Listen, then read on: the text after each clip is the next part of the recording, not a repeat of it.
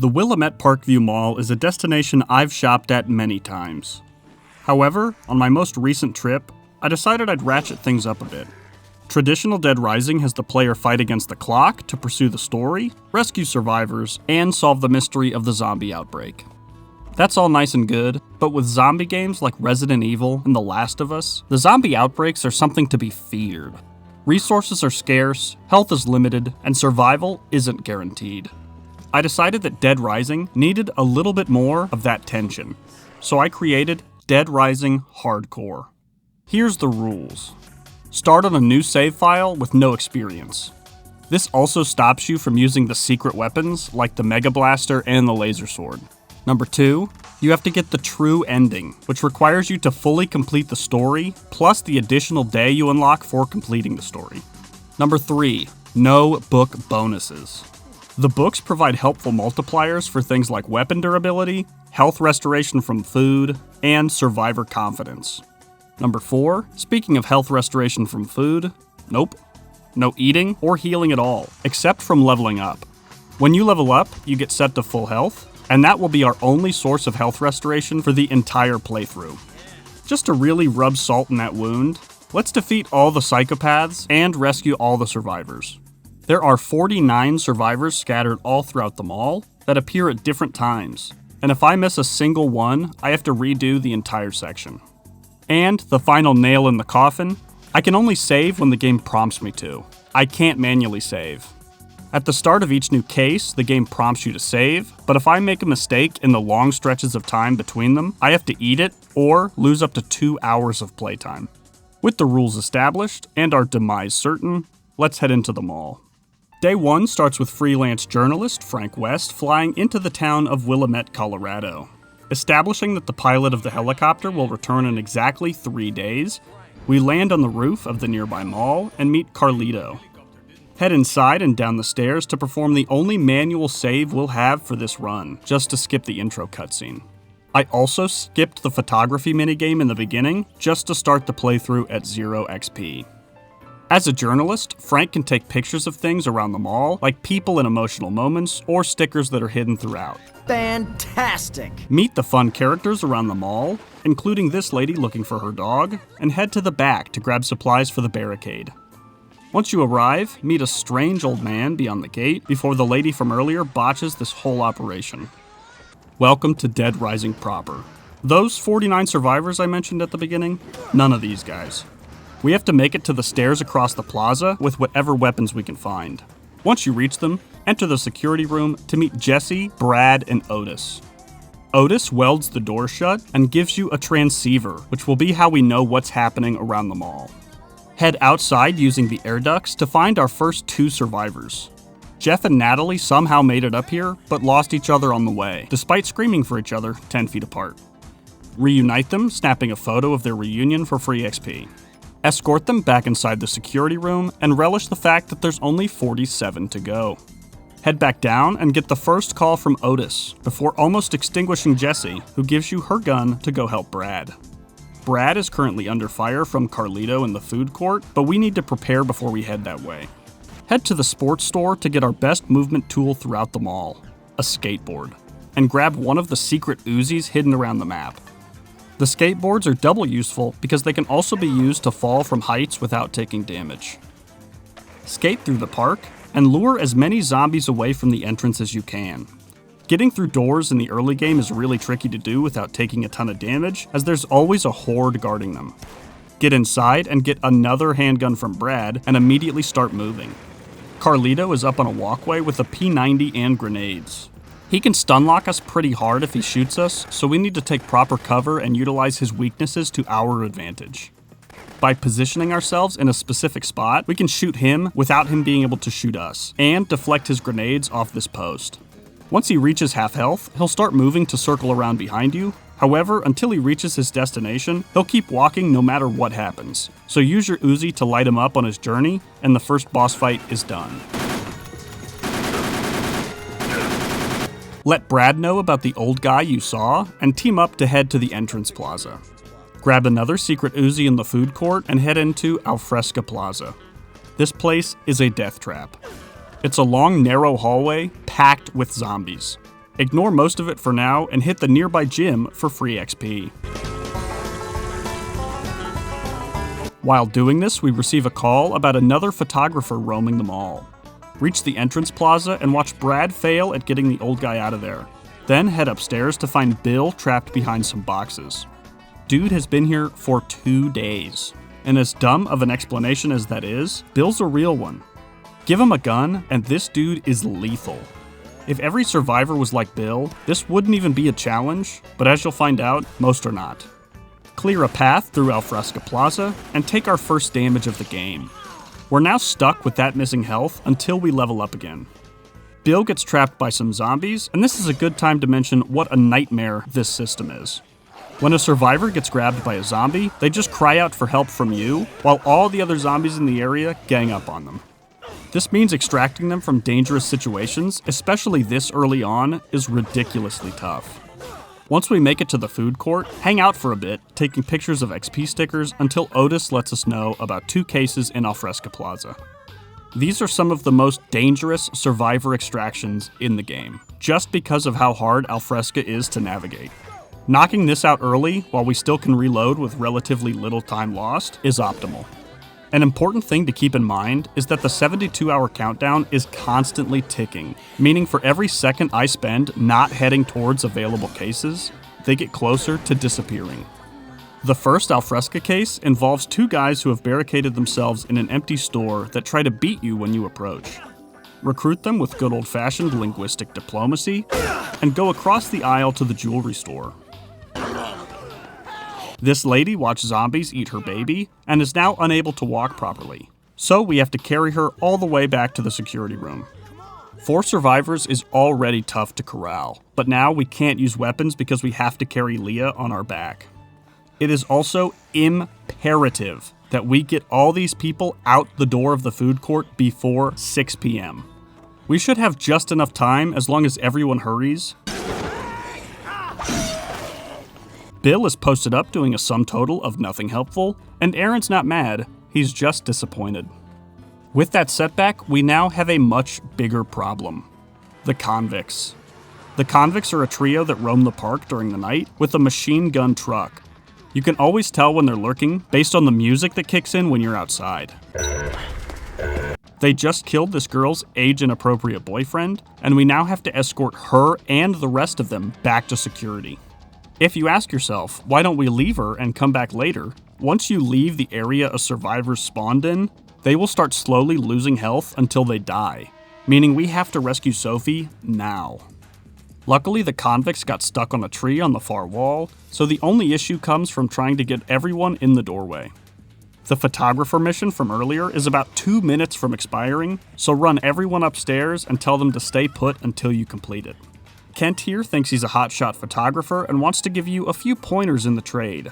Snap him taking a picture and posing to complete this mission, and he requests you to meet him back here again at noon on day 2. During our photo shoot, 7 p.m. hits, meaning the zombies are now tougher, more aggressive, and more plentiful throughout the map.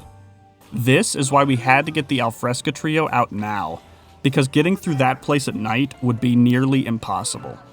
Get everyone inside the storage room and get a cutscene letting you know that wasp queens will kill large groups of zombies.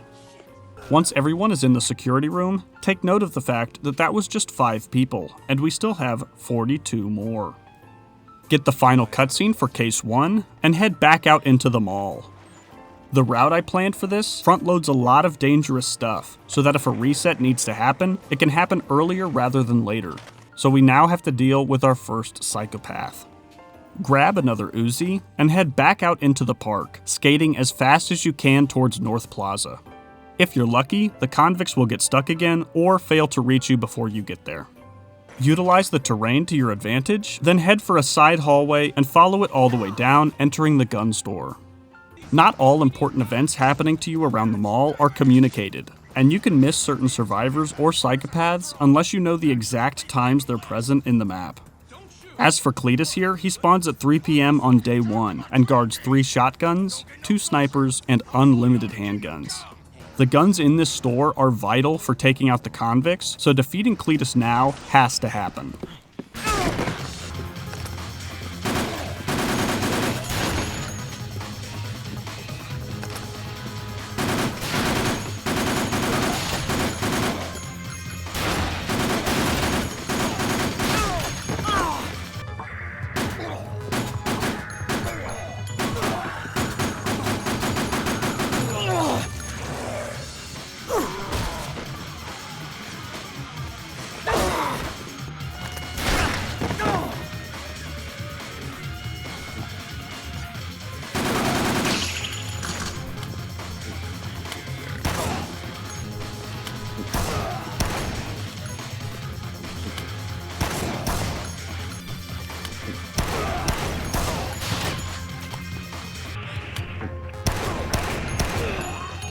Now that he's down, stock up on all the guns you can carry and head back out into the park.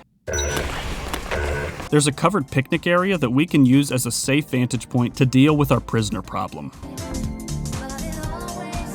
Now we'll be able to safely traverse the park, and we can use their car to clear out our path to the food court. The best part? We get the big gun. Head inside the food court and over to Wonderland Plaza to get to the Space Rider machine, which is currently out of control. Adam the Clown is using the ride to keep zombies away, but he's also crazy and has chainsaws. Adam's chainsaws are the best melee weapon in this game, bar none, and a new one will always respawn here for the rest of the game.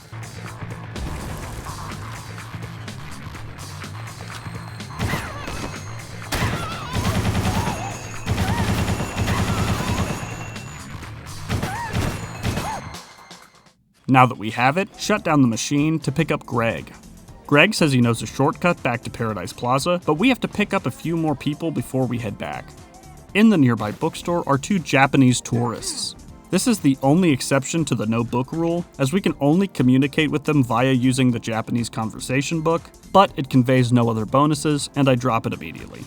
Follow Greg to the downstairs bathroom, unlocking the Paradise Wonderland shortcut for the rest of the run, and deliver everyone back to the security room. Now is a good time to mention how leveling up works. Every time I level up, not only do I heal, but I also get a random bonus. There are martial arts moves, health, item stock, speed, attack power, and throw distance. A lot of the success of this run depends on how lucky you get with your random upgrades as the game progresses. Now we're headed back to North Plaza to investigate the Shadow of the North Plaza, a case name which always makes me think it's going to be a psychopath until you get there and it's just David. Help me! His leg is injured from a run-in with someone in the grocery store, but I'm sure that won't become relevant. Hobble back outside with David and... Oh, I forgot to mention, the prisoners respawn every night. We can't afford to stop given David's leg, and the fact that the convicts might pull up on us at any moment, so get to the other side of the park as fast as you can. Get David inside and relax a little, because we've currently rescued all the survivors in the mall. The next one won't spawn until after Case 2 starts, so let's use this time to gear ourselves up a bit, as our guns and chainsaw are running low. Restock on guns in the North Plaza, and repeat our takedown of the convicts, grabbing the heavy machine gun and returning to the security room to wait out time until the next case begins. When it does, we have officially reached our first prompted save point, meaning our current progress is locked in. Carlito has Dr. Barnaby strung up in the entrance plaza, so Frank and Brad decide to go deal with it. Carlito has a sniper and is taking pot shots at us from the upper walkways. Luckily, we still have our giant gun. Brad gets shot, so we now have to get medicine for him at the grocery store in the North Plaza. Before we leave though, take a picture of Jesse for Kent's quest later. Use the Wonderland shortcut to get to North Plaza much faster, and enter the grocery store to meet our next psychopath, Steven.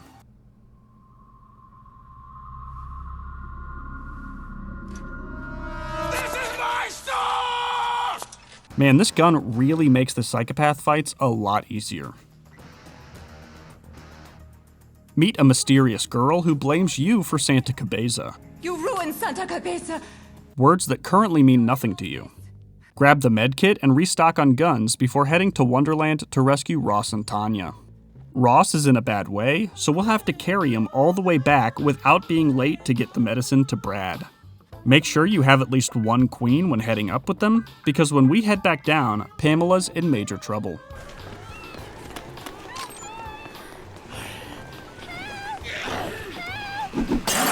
How she managed to get into that situation, or last that long, I have no idea. These two are another example of people being here with no mention by the game, so escort them back up and stay put until the next case begins. This one is just a real brief story moment, but it allows us another save, and it's one that we will desperately need, as we have a grind ahead of us. Enter Chris Lip's home saloon in the North Plaza to find Cliff waiting for us. A machete-wielding former Vietnam veteran that has 3 people locked in a side room, meaning defeating him is the only way we'll get the key to save them.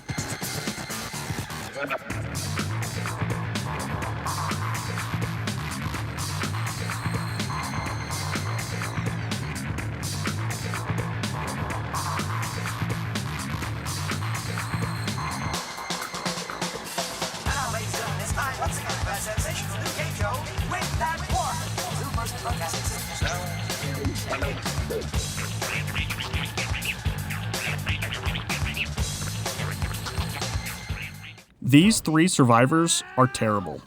They have very low confidence, meaning if zombies get close to them, they just start crying and crawling around. We have to get all 3 of them back to Paradise Plaza before noon to be on time for Kent's second challenge.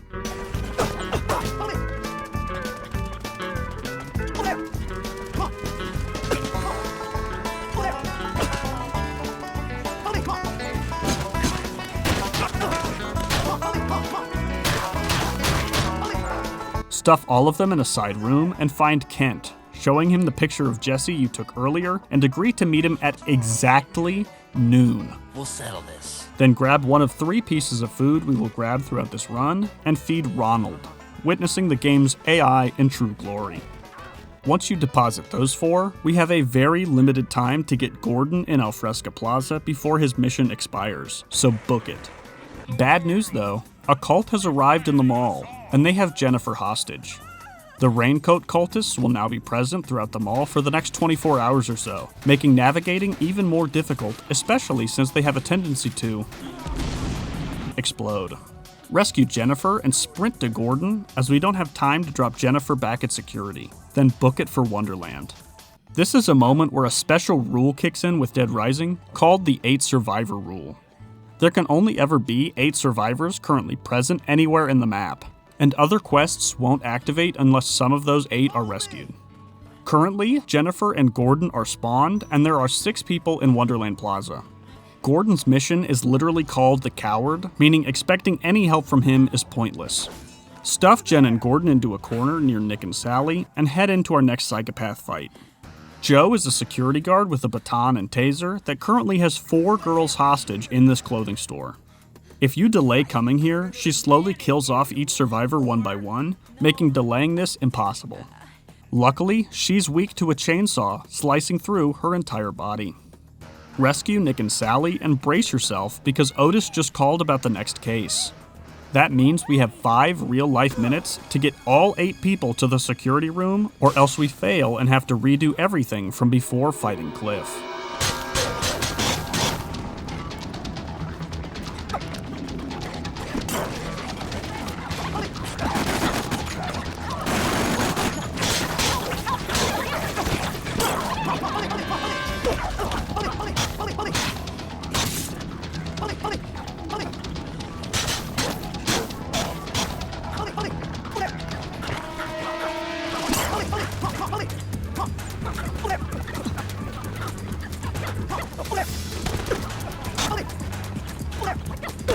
With 30 seconds remaining until I fail the story, I make the judgment call that I can get up to the security room and back down before anyone dies.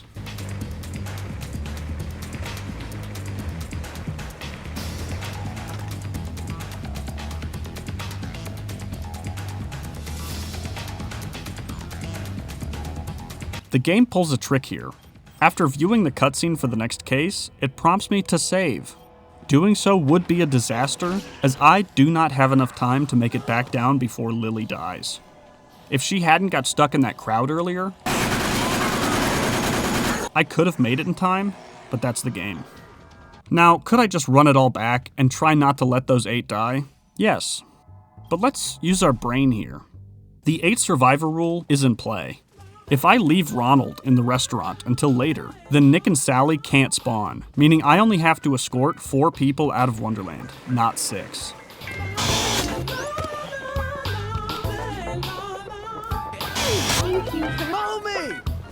Now, all we have to do is escort all of them back to the security room, and I forgot about the cult. Okay, I can save this. I'm just gonna tell my survivors to stay near the door, and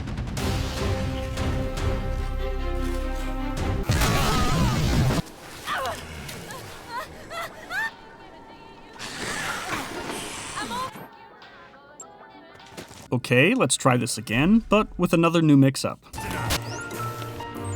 Let's not rescue Gordon and head back through the Wonderland shortcut so the girls aren't directly next to the cult when we arrive. Sure enough, that works, and I escort all 5 ladies, and Ronald, back to the security room. Gordon's timer is probably less than 5 minutes from expiring, so sprint over there and grab him just in the nick of time.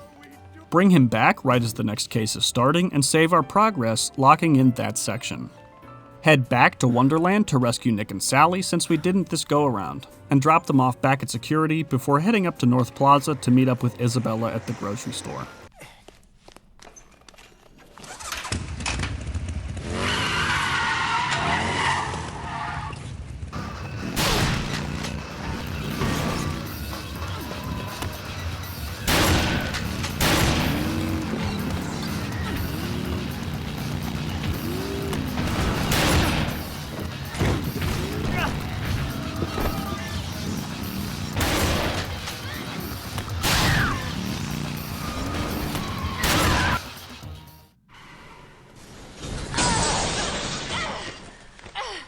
Once she's down, agree to meet again at midnight tonight, and borrow her motorcycle to restock on guns easier. The entrance plaza is absolutely bumping with survivors and psychos alike right now, so head there and prepare to deal with a family of snipers. Looks like 72 yards.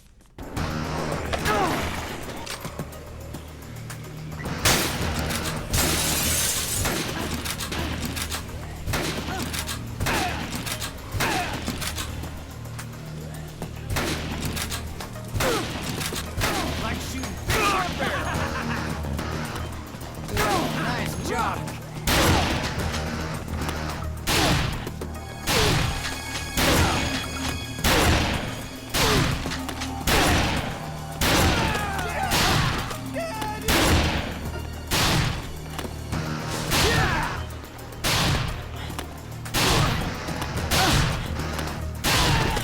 Once they're down, grab Wayne from the cosmetics store and Floyd from the antique shop. Then find Rachel in Lady Space, but she's inconsolable, so find Jolie on the first floor and reunite them. Fantastic. Make sure you have a piece of food before you return, because Ronald has eaten through all the rations and requires more, or else he'll lead a revolt and you'll lose survivors. This is one of 2 mutinies in the game, but by feeding Ronald, we have successfully averted the first. Restock on guns again and prepare to meet Isabella at the empty store in North Plaza. Carlito shot Isabella, causing her to be very weak, so carry her back to the security room, picking up Kindell along the way. Getting through Paradise Plaza at night is a test of patience, as zombies will swarm almost instantly. Make it all the way through the storage room, clearing out zombies as you go, and...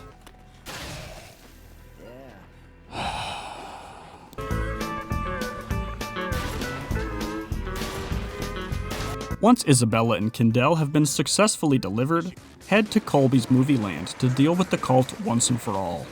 Those who reject salvation embrace ignorance. Now I shall return your tainted blood to the foul earth that has spawned you.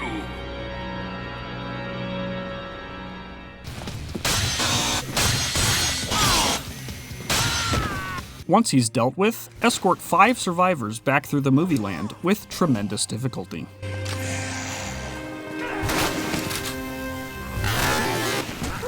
Let's try that again.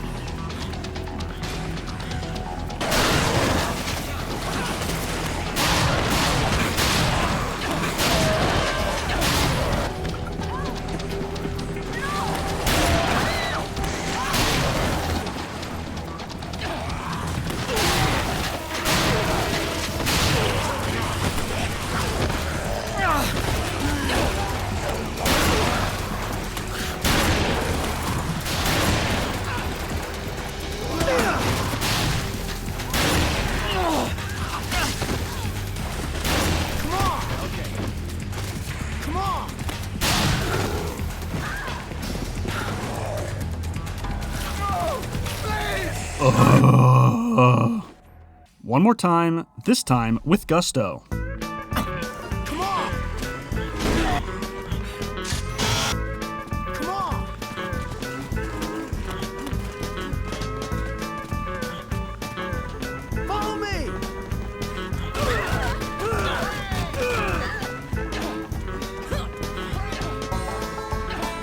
Now that everyone's back, learn that Santa Cabeza was a city housing an American research facility designed to run experiments to reduce the cost of cattle farming.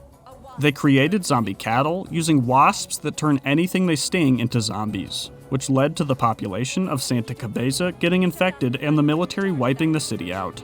Carlito and Isabella are from there, and Carlito unleashed the zombies in Willamette as revenge. Dr. Barnaby goes full zombie and attacks Jessie, so leave Isabella to treat her as we deal with the rest of the mall rabble. Lock in another save and head out, going for Wonderland to restock our chainsaw and grabbing Gil on the way to the food court. Bring Gil to North Plaza, where 3 survivors are locked up in the gun shop. We can't restock until we get these guys out of here, and they require a picture of the vent on the roof, so drag Gil back across town. Around this time, we get a call that a guy with a Molotov is holding a couple women hostage. Luckily, our chainsaw is fireproof. But his crotch is not.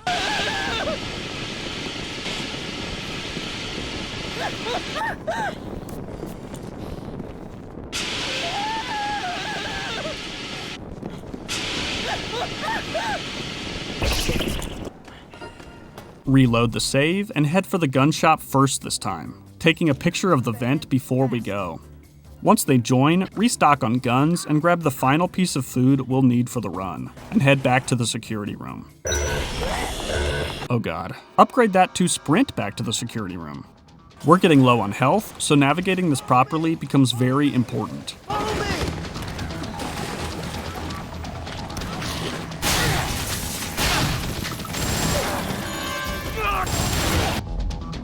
Oh, thanks, Jonathan. I really appreciated that. Do all that again, but for real this time, and head back to Wonderland to deal with Paul the Molotov guy. At this point, I thought maybe if I aim and press X, it'll spray out like, a fire extinguisher. But I just crunched his nuts with it, and the fire extinguisher broke and disappeared. Okay, this time, really for real. Give Floyd his wine after delivering the first set, and successfully extinguish Paul, escorting him and the 2 women he was holding hostage back to the same place. Luckily, they voiced no objection to this. With that trio safely delivered, defeat the convicts again and change up the formula. For a reason I'll reveal in a second, we need to head down into the maintenance tunnels and grab the key that Otis lost down there. Once we have it, head back up and drag Gil all the way back to security. We now get the call for a guy in Wonderland Plaza, so head all the way back to grab Leroy and Susan. Susan is another no-notification survivor, and also requires being handheld through the map. Around this time, Carlito comes back on the airwaves to tell Isabella it's time for the last resort. Deliver both of them and arrive back at the security room to hear that the last resort is an explosion that will destroy the entire mall. So here's the current situation. We have 5 bombs in the underground tunnels that we have to remove, or else Carlito will explode them all. At the same time, our final appointment with Kent is happening about 5 minutes after we leave the security room. If we're not at the meeting with Kent at exactly noon, we lose a survivor. Luckily, with the maintenance key I grabbed earlier, we can access the tunnels directly through the mall now, instead of having to go outside.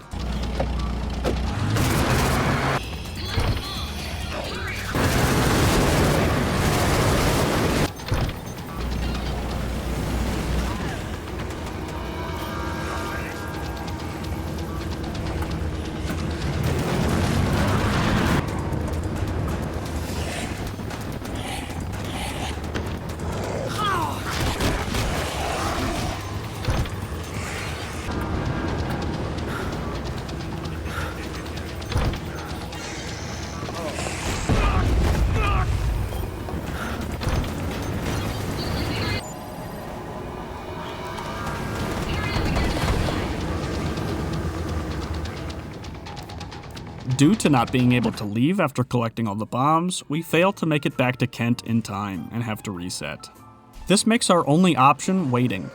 I have some time before bomb collector expires, so I run over to North Plaza and restock on guns, then return to Paradise to wait for Kent. Stop him from turning Tad into a zombie. What are you doing? And buzz him down. Return Tad to security and stop the second mutiny, this time from Kindell. He's trying to take over the show, so talk him down to waiting until afternoon tomorrow, and then go out to finally tackle the bombs. Except actually we can't, because there's a girl in the CD shop right outside security. She's been bitten, but we escort her anyway, dropping her off with Isabella. Tackle the bombs again, now with a lot less time to navigate it comfortably.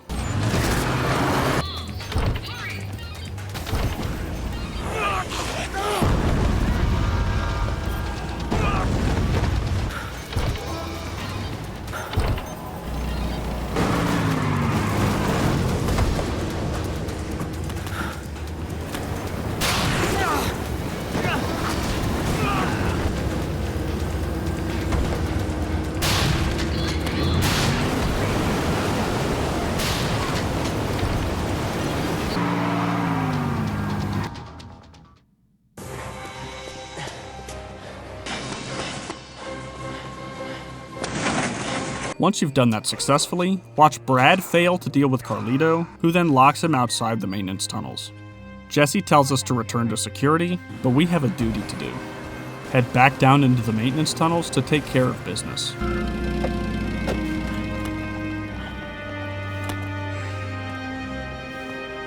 In his final moments, Brad accepts his fate, and we return to security. We lock in a save, and Isabella agrees to escort you to Carlito's hideout in North Plaza. Here's the issue. We just saved with 3 health. We're also 8 levels away from being maxed, so leveling up starts to become much more difficult. Once you arrive, Jesse requests you to return to security, and Paul asks to speak to you. It seems Carlito has found himself trapped by a butcher in the tunnels, and it's up to us to get him out to get information on his next plans. Stop in to talk to Paul, who gives us unlimited Molotovs as long as we agree not to report on his actions. Unfortunately, for some reason unknown to me, you are unable to move survivors in the security room, so I get trapped in here and am forced to watch the mission timer slowly tick down until I reset.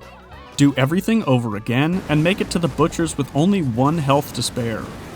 I decide to try and run through some zombies to level up before realizing I don't have enough time. We just have to try and no-hit this fight. Zombies are no good. Now, ladies and gentlemen, it's time once again for a sensational new game show with that war. Two first broadcasting systems.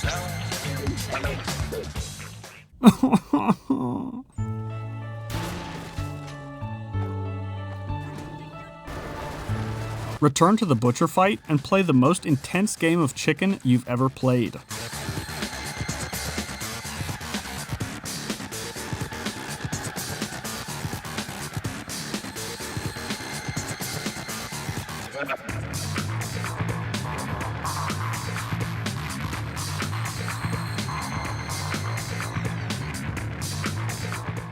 Before watching Carlito give you a locket before he dies.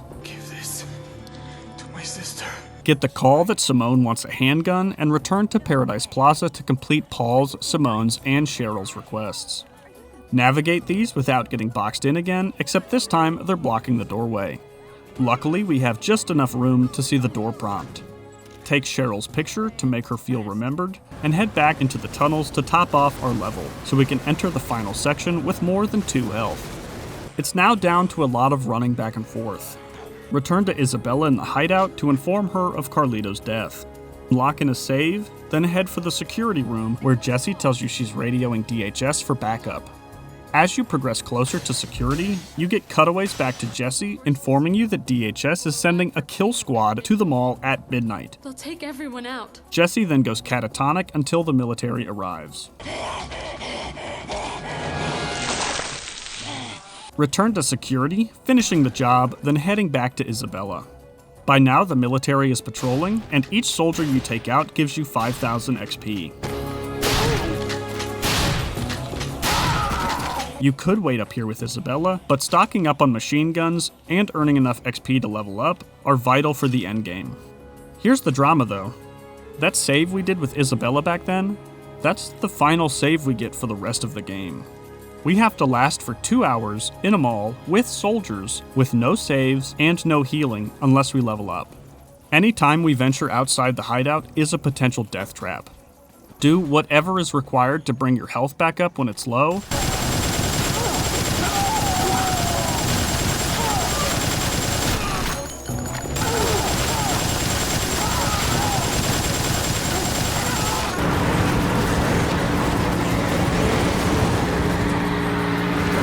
and be at the helipad at noon for your ride out of here. Except, you have no ride out of here. The 72 hours are up, and you're still trapped inside the mall. It's over.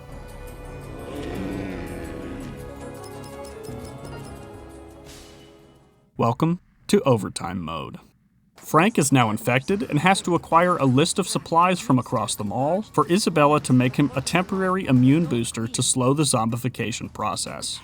The military is still around though, and the park is guarded by a helicopter with missiles and machine guns.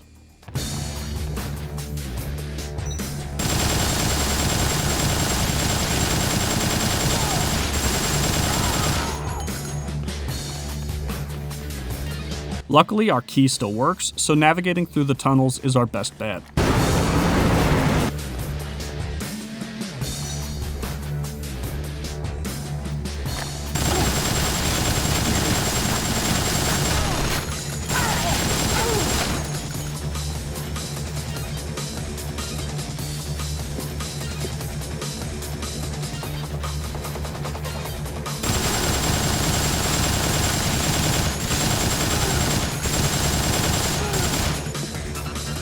Once all the items are gathered, Isabella needs a generator, which is, of course, in the park. Head out to grab it and see a tunnel packed full of zombies. Get acquainted with the helicopter, and return the generator to Isabella, who then requests 10 queen wasps for the serum. It's farming time.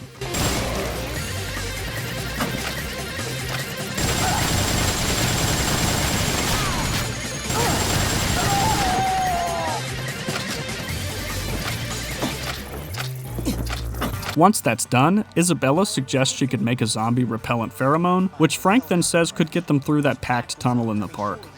Despite its name, this pheromone sucks at keeping the zombies away from you, which is why we brought a stockpile of machine guns.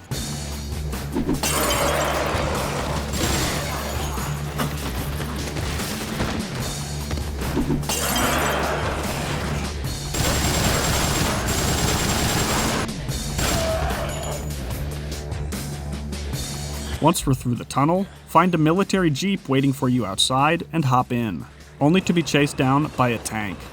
Destroy the tank and come face to face with the final boss.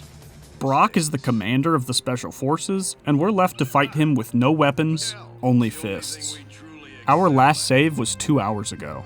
If I die here, I have to redo everything since before Jesse died.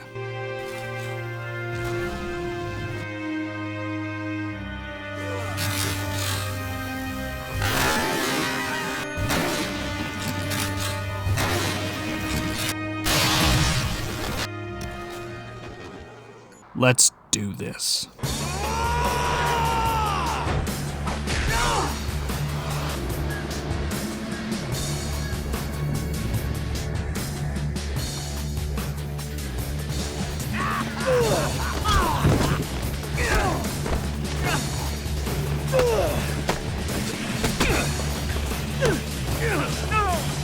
I'm just getting started.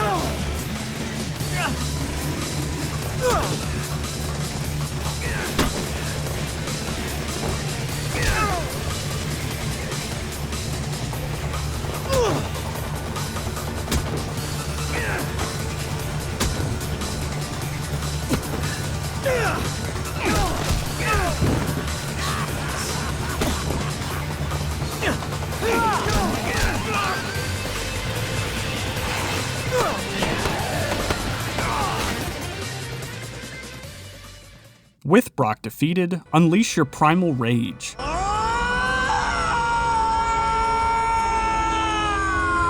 And escape the mall. With all 49 survivors saved, all psychopaths defeated, and overtime mode completed, Dead Rising Hardcore has officially been beaten.